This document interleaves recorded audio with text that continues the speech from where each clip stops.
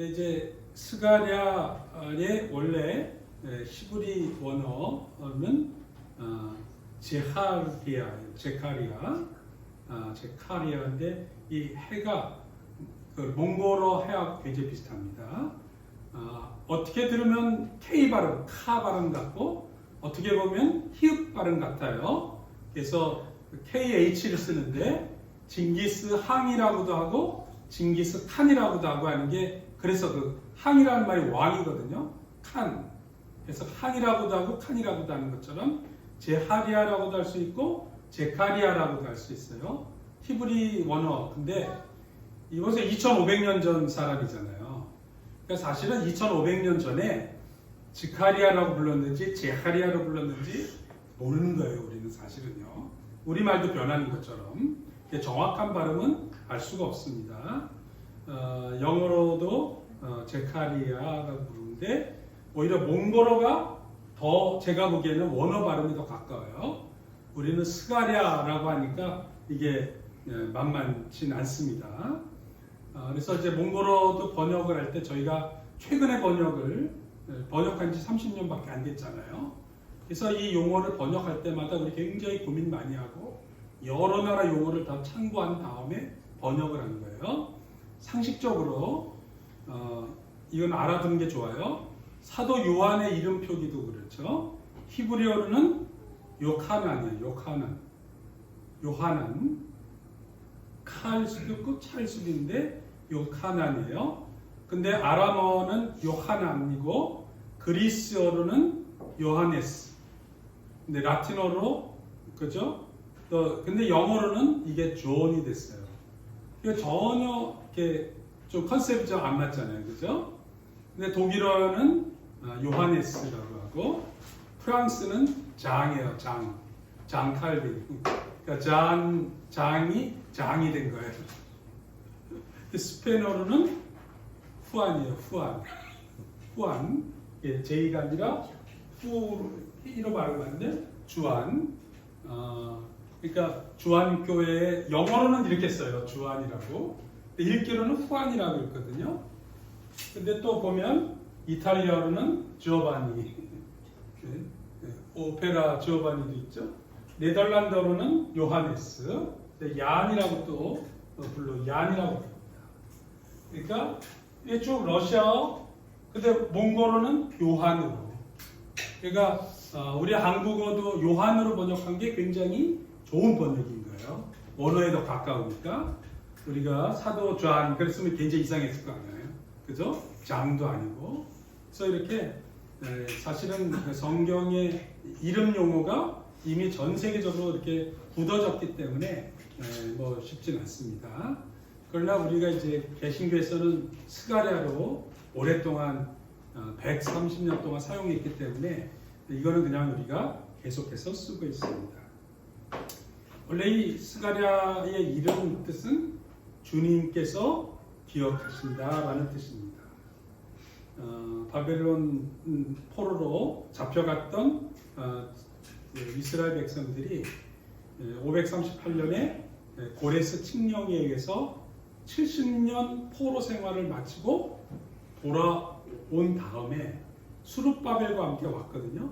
와서 오자마자 제일 먼저 성전을 짓고 또 정착을 시작을 다시 하게 됐습니다. 그러나 주변 민족들의 방해하고 내부의 낙심으로 인해서 15년 이상 공사가 중단이 됩니다.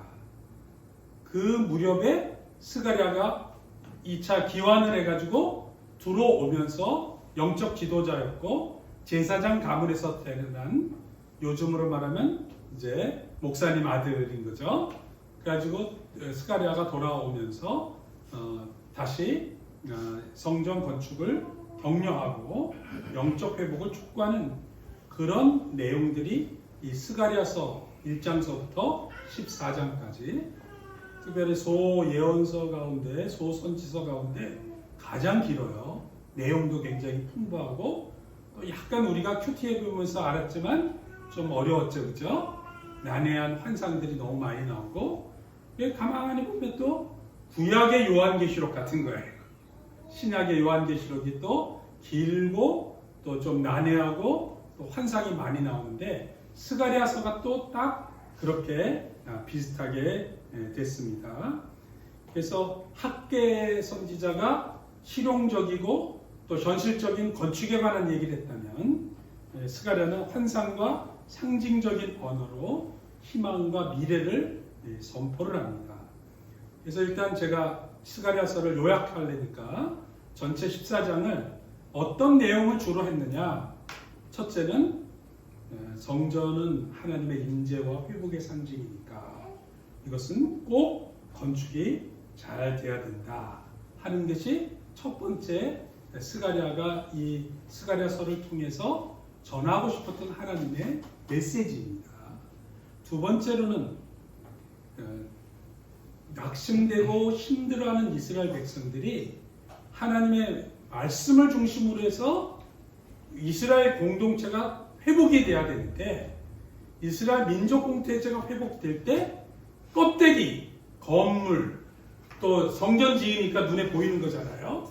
그런데 물질, 잘 먹고 사는 거 이런 것보다도 더 중요한 거는 마음이다. 심령이 무너지면 인생은 아무것도 남는 게 없다라는 거 아주 명쾌하게 이야기하고 있습니다. 여러분 이건 굉장히 중요한 거예요. 하드웨어보다는 소프트웨어가 더 중요해요. 사실 소프트웨어가 없으면요 그 멋진 어마어마한 장비들 다 그냥 껍데기일 뿐이에요. 전기가 안 꽂히는데 무슨 다 있겠어요, 그죠? 그래서 거대한 우리 한국의 아파트가 세계적인 아파트들이 너무나도 잘 짓지만요 이틀만 물 안 나오면 거의 지옥이에요. 전기 나가는 것보다 물 안 나오는 게 더 힘들어요. 실제로는 사는 데 있어서는요. 그러니까 뭐 화장실 쓸 수 없죠, 씻을 수 없죠, 먹을 거 없죠. 그러면 거의 사람들이 이틀을 못 버틴다는 거예요. 전기는 없어도 한 3, 4일 버티는데. 그래서 마음이 심령이 새로워져야 된다. 그게 스가랴서의 두 번째 굉장히 중요한 주제고, 세 번째 주제는 이 마음이 새로워지는 궁극적인 구원은 예수님을 통해서. 그래서 메시아가 하나님께서 보내주실 것인데 이건 굉장히 중요한 건데 왜냐하면 이건 스가랴가 생각해낸 게 아니고 성령 하나님께서 스가랴에게 보여주시고 말씀해 주신 거예요. 그거를 뭐라고 얘기하냐면 계시라고 그랬는데 계시. 계시라는 말은 무슨 뜻이냐면 감춰졌던 것을 드러낸다 보는 말이에요. 스가랴도 몰랐고 백성들도 몰랐는데 그 안에 감춰진 것. 여러분 이 안에 제가 뭐 들었는지 모르겠죠. 뭐가 들었을까요? 이렇게 이렇게. 그러니까 이렇게 감춰졌던 거를 우리 모르고 있는데 하나님이 이렇게 드러내서 보여주는 거. 이걸 계시라고 그러는 거예요. 근데 이 스가랴를 통해서 제일 중요한 예수님이 곧 이 땅에 오셔서 우리의 영원한 구원자가 되신다는 걸 아주 구체적이고 실제적이고 현실적으로 보여주는 거예요. 그리고 그게 실제로 예수님 오셔서 다 일어나요. 대표적인 게 나귀를 타고 오신다. 말 타고 오는 왕으로 올 줄 알았고 군사로 올 줄 알았고 군인으로 올 줄 알았는데 겸손하게 오시고 창에 찔리신다. 십자가에 달려 돌아가시는 그런 얘기까지. 그리고 우리 목자를 치면 양들 흩어진다는 말이 사실은 예수님을 잡혀가실 때 예수님 하신 말씀 아니에요. 그래서 예수님이 스가랴에 있는 말씀을 여러 차례 스스로 인용하셨어요. 또 제자들도 그 사실을 나중에 알고 기록을 했습니다. 네 번째로 오늘 다룰 주제인데요.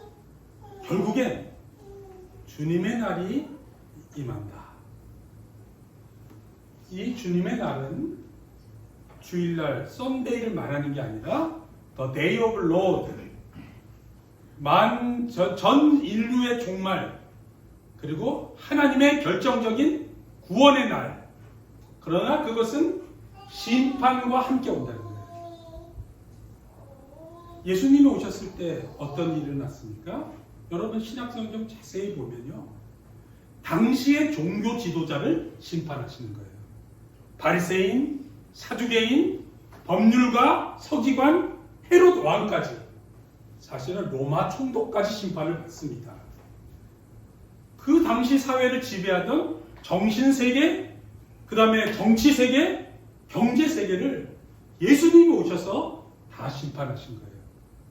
그리고 실제로 보여주신 것은 사랑으로 살아가야 되는 거, 섬기는 거, 그리고 인간이 어떻게 살아야 되는가 예수님이 보여주시잖아요. 그래서 첫 번째 주님의 날은 예수님이 이 땅에 오신 사건. 그러나 그걸로 끝나지 않고 이 인생 종말 끝에는 결국 하나님의 마지막 종말의 날이 있고 그 날이 주님의 날이라는 거예요. 그래서 이 주님의 날이라는 개념은 스가랴서에서 마지막 압축적으로 결론으로 내린 가장 귀한 말씀이고, 그래서 12, 13, 14장에 이 주님의 날에 관한 이야기가 있습니다. 스가랴서는 그래서 현재 하고 있는 처한 현실, 성전을 재건하는 일, 그 다음에 이스라엘 공동체가 회복되는 일, 그것과 미래, 이 다음에 예수님이 다시 오실 것, 그 다음에 인류가 종말로 끝나는 것을 연결해주는 다리의 역할들을 하고 있습니다.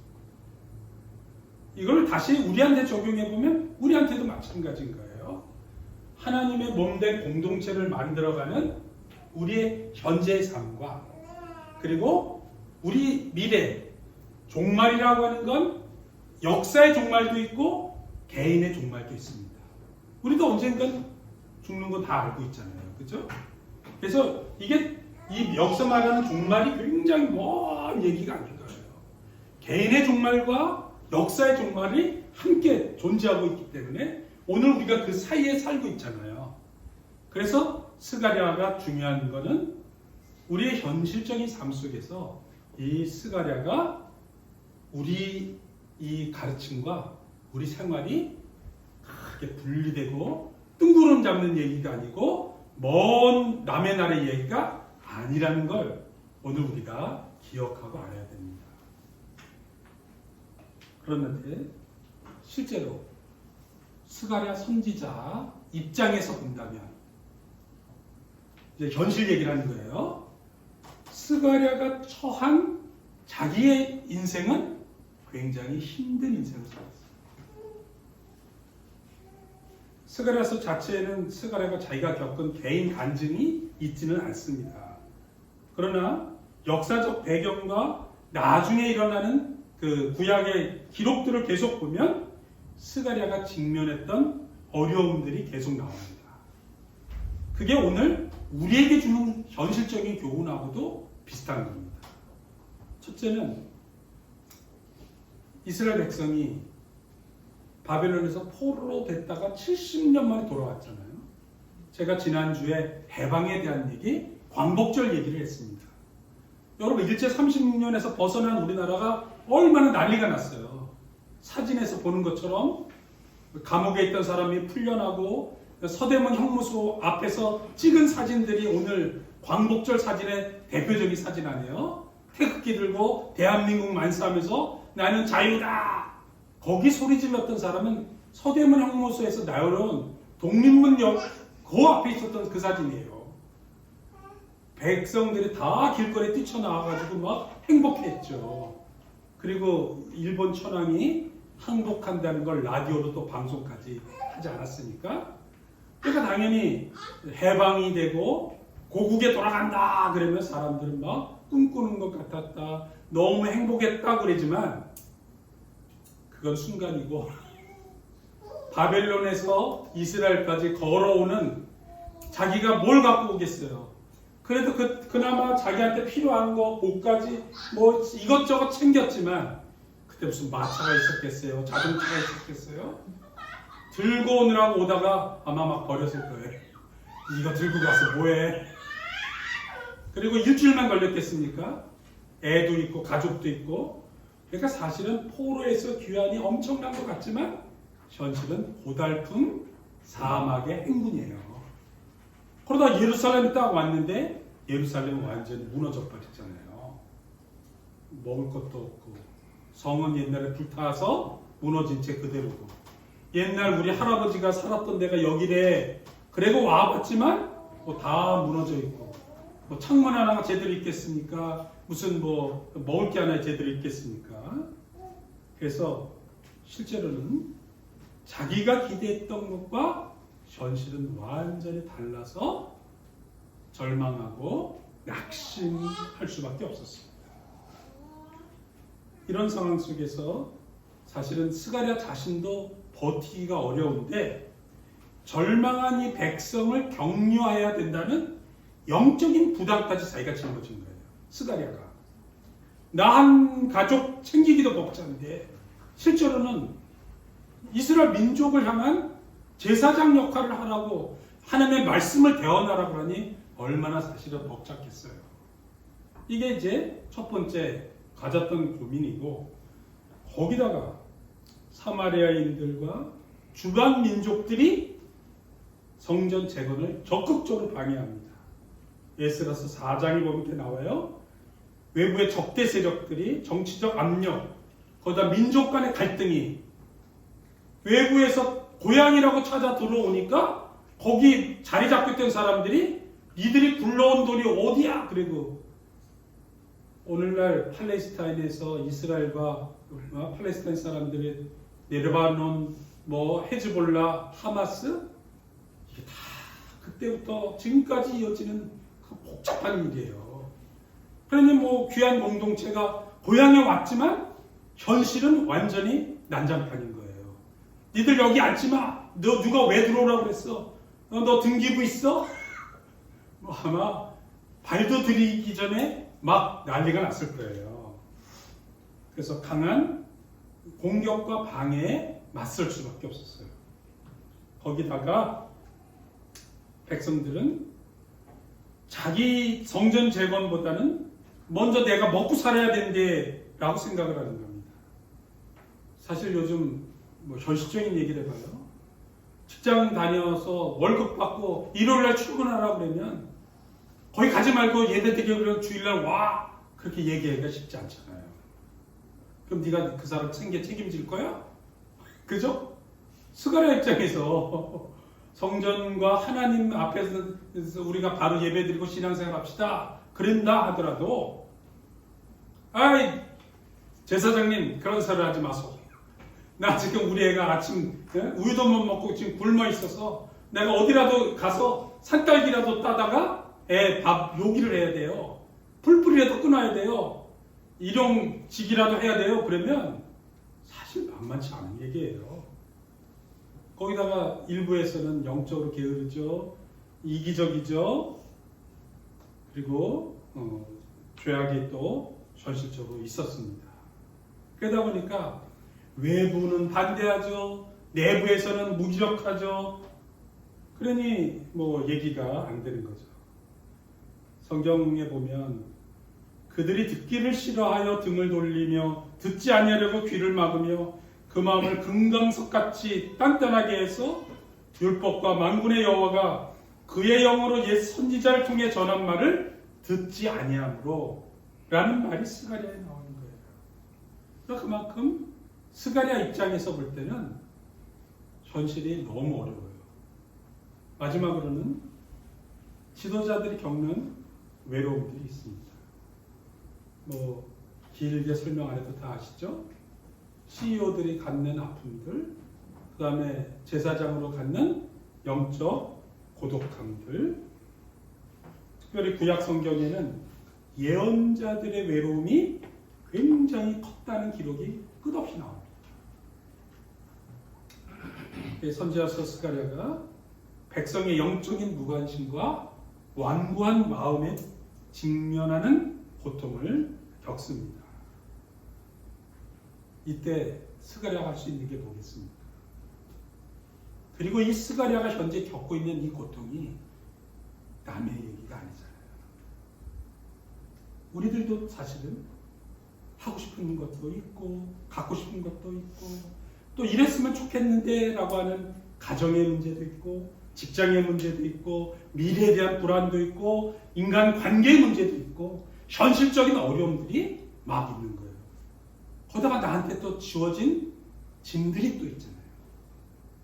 스가랴가 겪는 고통과 우리들이 현재 고통을 비교해 본다면 아마 스가랴가 훨씬 더 현실적인 아픔과 상처 속에 놓여 있었을 것입니다. 그때 스가랴가 할 수 있는 게 무엇이었을까요? 이게 오늘 우리가 나누고 싶은 주제 질문입니다. 여러분이 스가랴라면 여러분 어떻게 하시겠습니까? 성경에는 스가랴가 할 수 있는 일은 오직 그가 붙들 수 있는 건 하나님 말씀뿐이죠. 제가 스가랴에 관한 그 인터넷 사진을 찾아보니까 이 두 사진이 가장 대표적인 사진인데요. 스가랴가 잘 보세요. 공격하는 사람들인지 동역자인지는 모르겠지만 전부 다 침울하고 우울하고 눈치 보고 있습니다. 현실이 지금 막막하니까. 그러나 스가랴를 가장 대표하는 것은 성전 한 모퉁이에서 하나님의 말씀을 보면서 계시를 받는 모습입니다. 놀랍게도 스가랴 선지자가 하나님 말씀을 붙잡았을 때 저희 여러분의 삶에 힘들고 어렵고 외롭고 고통받을 때 하나님의 말씀 앞에 나오셔야 된다고 믿습니다. 그리고 이미 여기 앉아 계신 것만으로도 하나님이 여러분에게 엄청난 복을 허락해 주셨다고 믿습니다. 그랬더니 하나님이 응답하셨습니다. 그것이 스가랴서에 보면 다리오 왕 제2년 8째 달에 여호와의 말씀이 선지자 스가랴에게 임했다라는 것입니다.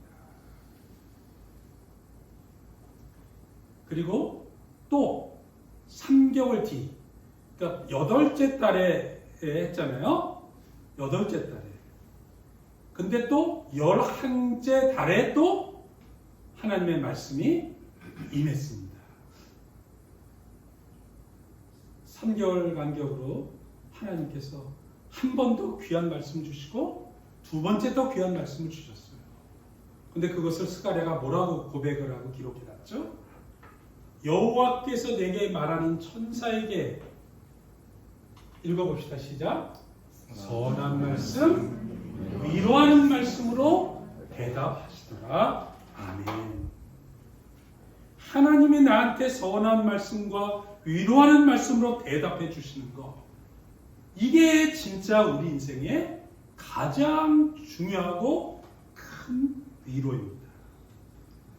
사실은 좋은 친구가, 좋은 선생님이 목사님 한 말씀 격려만 해도 우리가 위로가 되는데, 그죠?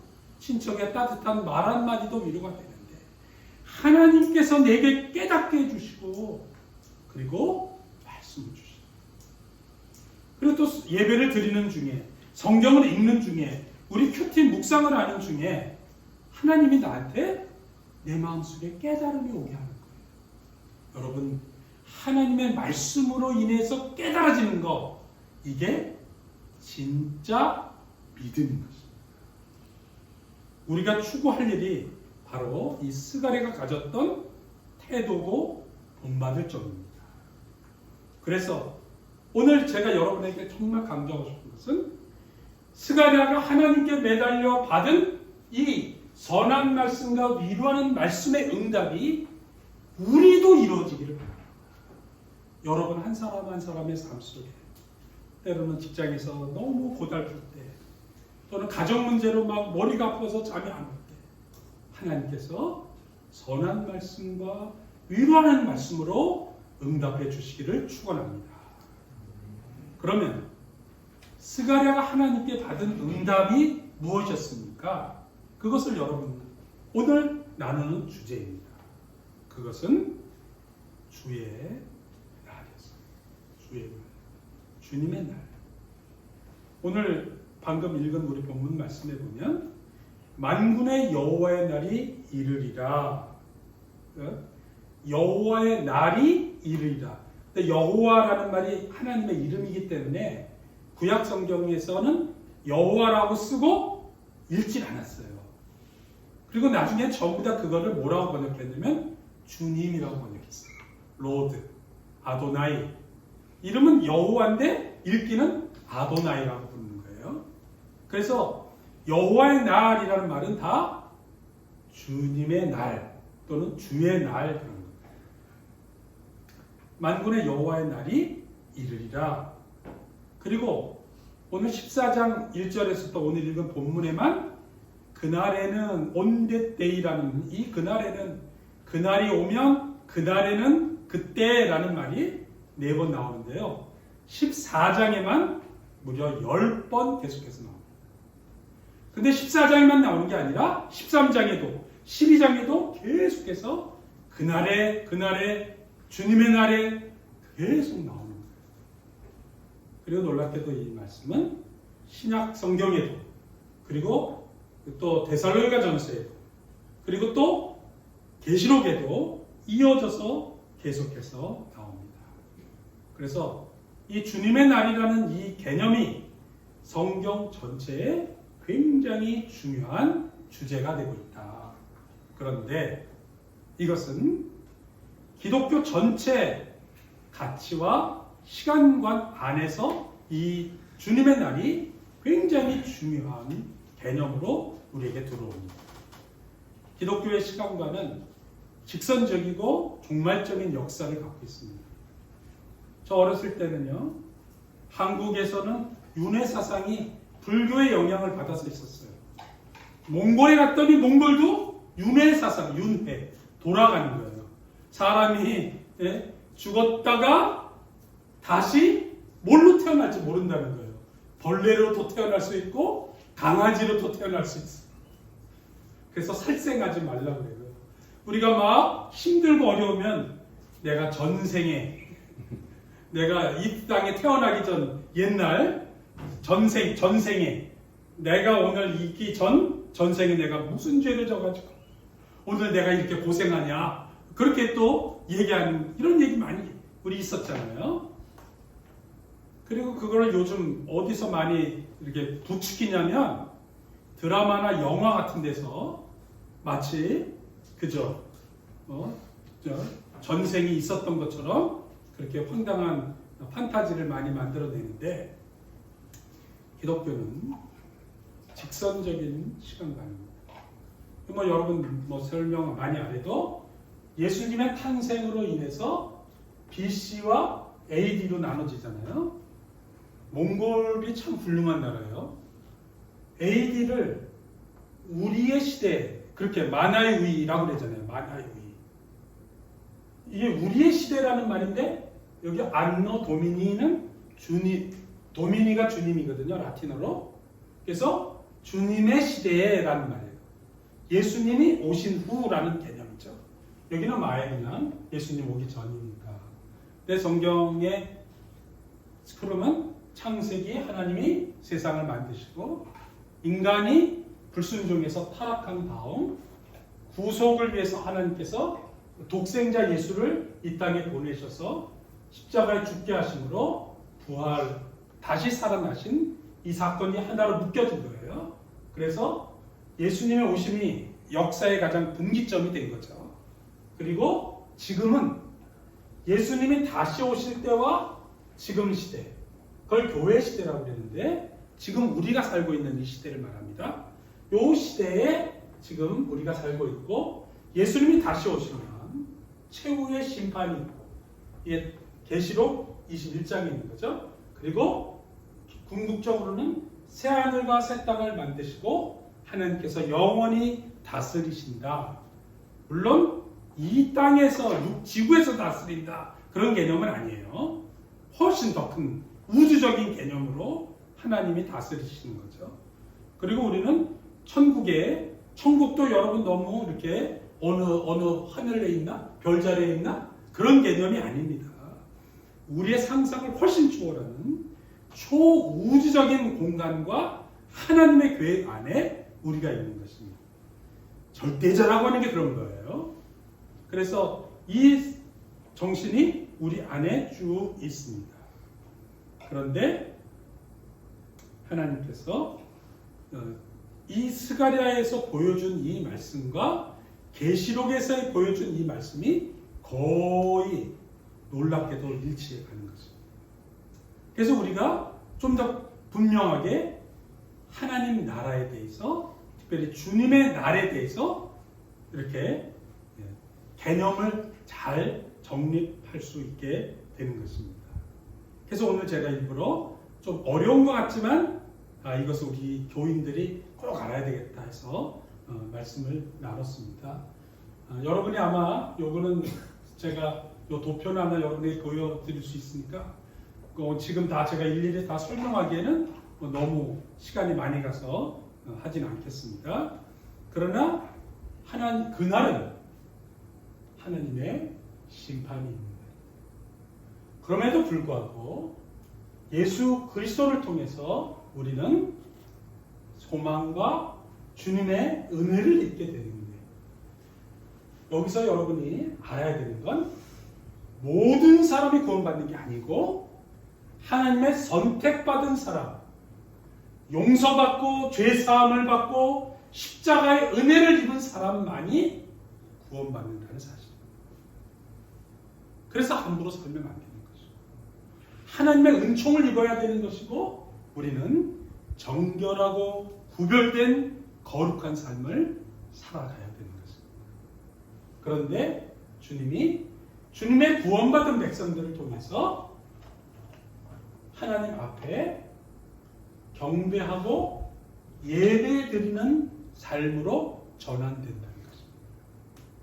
이건 아주 성경에 일관되게 나오고 있는 말씀입니다. 그래서 스가랴는 그때 예루살렘 또 성전을 짓고 하면서 예루살렘의 개념을 갖고 있었는데, 계시록에 보면 새 예루살렘을 통해서 하나님이 이루어 가시고 마지막 궁극적으로는 완성하시는데 여호와께 성결하게 하시고 모든 것이 새 하늘과 새 땅을 통해서 다 이루어지고 완성되는 쪽으로 나가게 됩니다. 그러면 우리가 이 주님의 날이라고 이 엄청난 개념과 새로운 희망 속에서 나 자신에게 어떻게 적용할 것인가? 첫 번째, 스가랴와 계시록의 주님의 날을 우리 생활에 적용한다면 첫째는 깨어 있어야 되겠다. 우리 함께 읽겠습니다. 시작. 그러므로 깨어 있으라. 어느 날에 너희 주가 임하는지 너희가 알지 못하느니라. 아멘. 여기에는 두 가지 얘기했어요. 개인의 종말과 역사의 종말을 같이 얘기했습니다. 항상 우리 그 얘기 듣잖아요. 날 때는 순서가 있어도 하나님 부르심 받을 때는 순서가 없다. 알 수 없는 거다. 이건 우리 냉정하게 받아들여요. 그러나 깨어있고 준비된 삶이라면 후회 없는 인생이 되겠죠. 요즘 그 어느 때보다 우리의 수명은 길어졌습니다. 수명이 길어졌기 때문에 오히려 의미 없이 지내는 시간도 더 많아질 수도 있다는 위험을 우리는 잊지 말아야 하는 거죠. 그래서 우리가 하나님 앞에 깨어 하나님 앞에 서는 날을 준비해야 됩니다. 두 번째로는 십자가와 부활을 붙잡고 구원의 소망을 가져야 됩니다. 여러분, 하나님의 백성답게 이 땅에서 사는 동안 영원한 생명을 누리셔야 되는 것입니다. 새로운 희망이 생기고 또 은총을 누리게 되는 거죠. 스가랴는 사실은 너무 고달프고 힘들고 이걸 헤쳐나갈 자신이 없어서 하나님 앞에 매달렸을 때 하나님이 주님의 날이라는 환상을 통해서 그가 엄청난 힘과 용기와 새로운 차원의, 그 당시 사람들이 다 먹고 사는데 정신없을 때 영원한 하나님의 나라와 메시아에 대한 소망을 허락해 주시고 민족 공동체가 그냥 살아나게 됐습니다. 그래서 열방 예배에 참여하게 되고 새로운 예루살렘을 바라보는 놀라운 기적의 역사가 현실적으로 일어났어요. 여러분 혹시 몸이 아프십니까? 혹시 이 아픈 병이 불치병이라고 얘기하십니까? 요즘 우리 주변에 저 친구 중에 불치병에 걸린 친구가 너무 많은 거예요. 왜 암 환자가 이렇게 많은지. 쓰러지셨는데 도저히 회복할 기미가 없이 지금 그냥 코마 상태 누워 계시다고 얘기 들을 때 너무 안타깝게 그저 없는 거예요. 실제로 우리 이렇게 현실적으로는 어려움이 많습니다. 그러나 하나님을 믿고 하나님께서 우리를 구원하시고 우리를 불러주시고 영원한 생명의 구원자 되시는 것을 믿는다면 우리는 오늘 버틸 수 있습니다. 이겨낼 수 있습니다. 그리고 새로운 차원의 한 단계 도약된 인생을 살아갈 수 있습니다. 제가 지난 8월 초에 폭삭 소가수다라는 영화 드라마를 봤어요. 혹시 보신 분 계세요?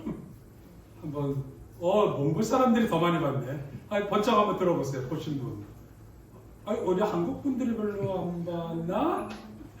예, 제가 아주 작정하고 여름 휴가 기간에 봤습니다. 꼭 한번 보시기를 바랍니다. 폭삭 소가수다를 봤는데 그때 그 애순이 엄마가 사실은 애 해녀 안 시키려고 학자같이 하다가 죽을 병에 걸려서 사실은 이제 내일 모레 죽습니다. 죽기 전날 딸을 불러다 놓고 그 비싼 전복을 실컷 먹이는 거예요. 애가 엄마 나 이게 얼마짜린데 이걸 날 왜 줘? 그러니까 내가 그동안 생존하려고 전복 하나 너 제대로 못 먹였다. 해녀인 자기가 따서 자기 딸한테 못 먹이는 거예요. 이게 무슨 현실이에요? 그때 자기가 죽기 전에 이 얘기를 하는 거예요. 부모가 다 먼저 죽어도 자식은 사라져. 엄마 떠나면 나 혼자 어떻게 살아? 지금 그랬는데 엄마가 죽으면서 하는 말이에요. 아니다. 모든 부모가 다 먼저 죽어도 자식은 사라지는 거다. 자기 자신도 그랬으니까. 그리고 또 얘기를 합니다. 예수나 어차피 사람은 다 결국 고아로 살아. 그리고 살면 사라진다. 살다 보면 지금보다 더 독한 날도 오는 거야. 얼마나 눈물이 펑펑 쏟아지든지. 저는 그 살면 사라진다 이 말이 한동안 한국 사람들 사회 속에서 굉장히 공감이 되는 그런 게 사실은 쉽지 않습니다. 스가랴가 주님의 날을 보면서 현재의 그 아픔과 고통을 이겨내므로 새로운 그런 비전을 발표하고 본인 자신도 살아났을 뿐 아니라 성전이 완성이 되고 민족 공동체가 살아나는 기적 같은 일이 일어났습니다. 여러분, 우리는 그날을 준비하면서 십자가의 은혜 안에 깨어 믿음으로 살아가야 되겠습니다. 마지막 한 분을 제가 소개하고 마치도록 하겠습니다. 데이빗 그린이라고 하는 분입니다. 제가 설교 준비하다가 어젯밤 2시간 넘게 이분의 이 인터뷰를 직접 듣고 또 그 스크립트를 또 번역을 해가지고 다시 다 읽어봤습니다. 얼마나 감동적인 분인지 1941년에 태어나신 데이빗 그린이라고 하는 분인데 이분이 하비 러비라고 하는 큰 회사의 지금은 이제 설립자고 CEO로 살았습니다. 근데 이 사람이 목사의 아들로 태어났는데 6 형제 자매 중에 5번째로 태어났어요. 근데 형들하고 누나도 다 공부를 잘했고 자기가 제일 못했대요. 그래서 또 공부 잘하는 사람들은 아버지 엄마 따라서 다 목사가 되고 누나는 목사 사모가 됐는데 자기만 직장 생활을 해서 집에서는 까칠한 애, 믿음도 별로 없고 공부도 못하는 놈. 그러니까 집에서 조금 힘들었다 그렇게 얘기를 했습니다. 그리고 자기는 또 약간 수줍어한다는 게 미국에서는 좋은 표현이 아니에요. 샤이하다는 말이 지 의견도 제대로 발표 못하는 놈, 이런 조금 성격이 좀 이렇게 좀 찌질한 이런 이미지가 있는 거예요. 그래가지고 이제 더구나 아버지가 목사님이 돼가지고 그때 1년, 2년, 3년에 한 번씩 옮겨 다니니까 자기가 그 12년 학교를 다니는 동안 6번을 전학을 했다는 거예요. 그래서 사실 친구 관계도 굉장히 쉽지 않았고 어려워서 그러다가 집이 늘 가난하니까 그래가지고 이제 토요일마다 목화밭에 가가지고 면화를 땄다는 거예요.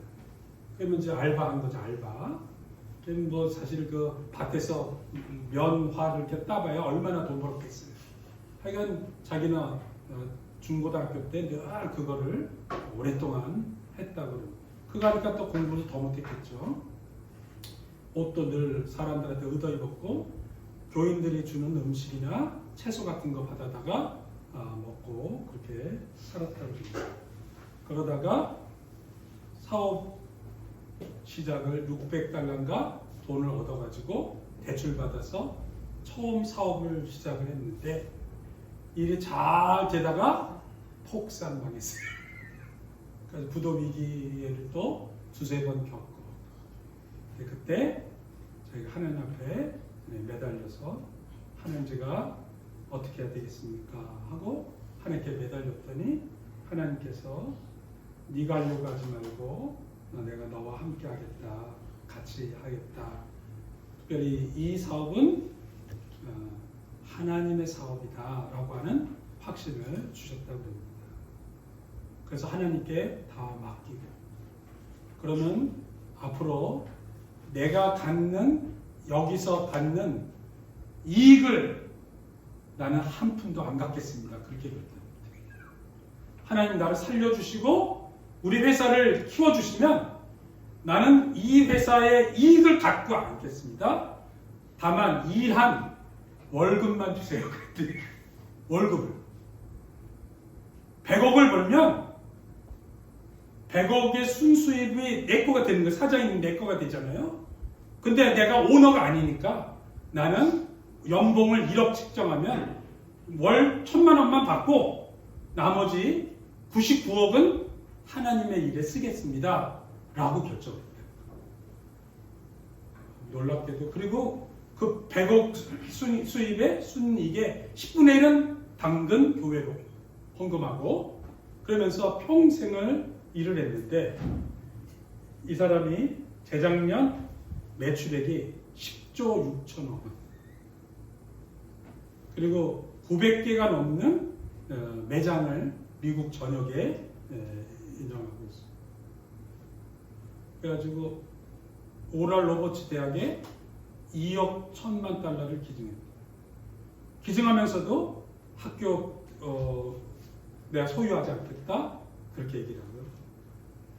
몇 해 전에 워싱턴 DC에 있는 세계 최대 성경 박물관에 2억 7천만 달러를 기증을 해서 그래서 워싱턴 DC에 가면 성경 박물관을 만드셨다는 거예요. 난 뭐 정말 상상이 안 됩니다. 그러면서 이분이 이렇게 얘기하는 거예요. 우리는 이것 모두가 하나님의 것이고 우리 자식들도 다 알고 있습니다. 그리고 두 가지 했는데 상장하지 않겠습니다. 우리 회사를 주주로 상장을 해서 공개를 하면 이 돈을 주주의 뜻을 따라서 사용하게 되기 때문에 선교할 수 없어서